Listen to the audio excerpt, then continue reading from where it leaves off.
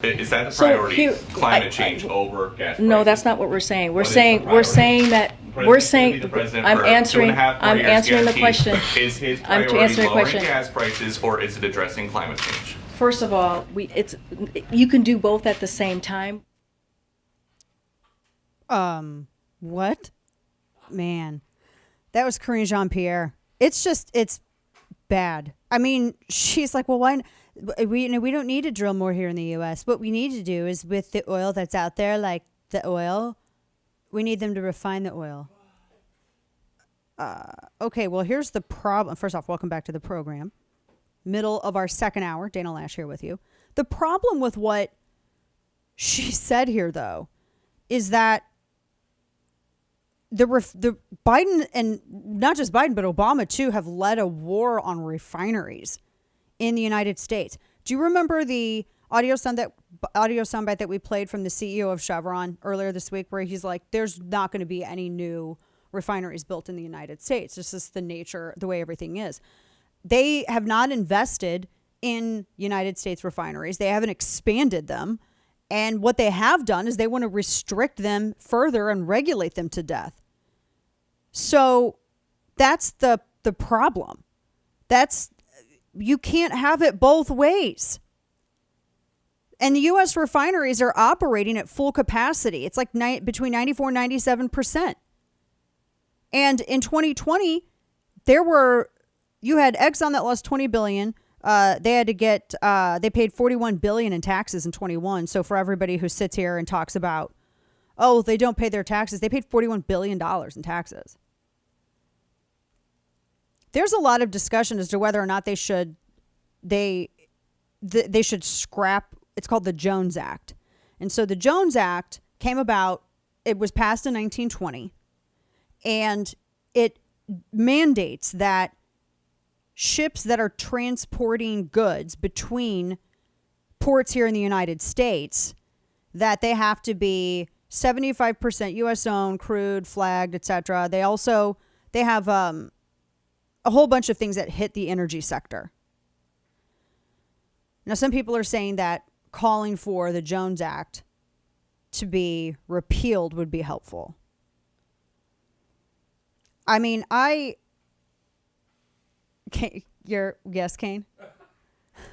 I'm tired of the talking out of the both faces thing, because if you remember... Both faces? Or both sides of his face. Because he is two-faced, so it's both faces. Okay, that makes sense. Yeah. But when he went on, who was he, on Kimmel just recently?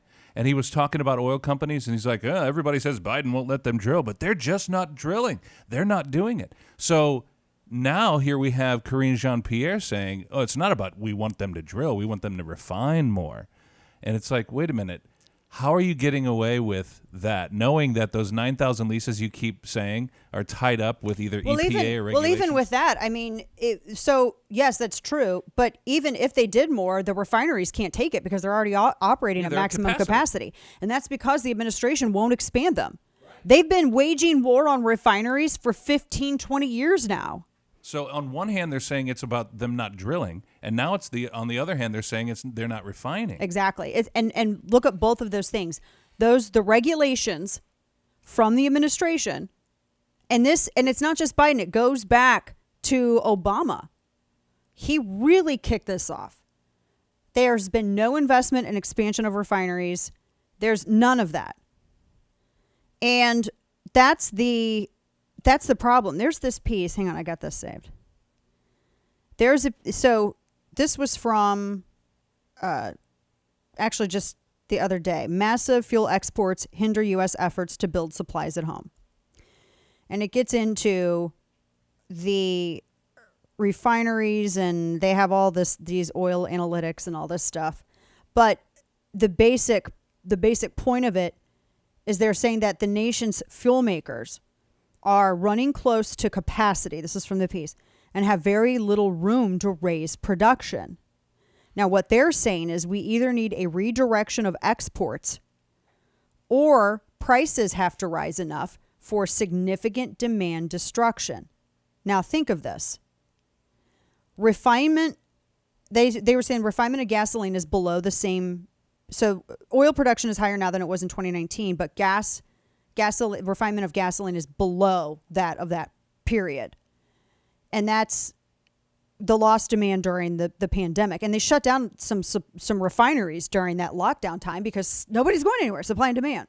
So it is, and I have another thing. I don't know if there's a lot of factors that go into this. It's the drilling restrictions and the restrictions on refineries as well. Because it has to be, you have to be able, if you're tapping a well and if you're doing all of this stuff, you have to be able to run it and administer it and pay the people that are running and administering it. And the point that was made yesterday that Phil Kerpen made, a lot of the people that are doing the drilling, these are independent contractors that were really, really hit hard with a lot of these new restrictions from this administration. So there's a lot of stuff that goes into it. And it's just wild. They're trying to play on people not knowing all of the little details so that they can lie to you. Government is so big and they're doing so many things that they can't keep it's impossible for you to keep track as a steward of our rights and our resources, and that's what we as citizens and taxpayers are. We're not just partners with the government, but they're supposed to represent us, and they have grown themselves and abused their authority so much we can't even keep track of every little thing that every EO that passes, everything that he signs, every little thing that passes, and that's on purpose. It's chaos to distract you. It's like their version of rhetorical suppressive fire. I mean, so the problem is twofold, and they could stop both things. That's what just gets me. They could immediately, and I know, but the thing is, I know it's going to take a little bit for the refineries. If they were going to invest now and start expanding that's not going to be a switch that you flip. I do agree with that. But that's also their problem because they've been fighting it for 20 years. Restricting expansion, capacity. But when you have refineries going at full power right now, I mean, and then they're going to blame these companies they put them in that position.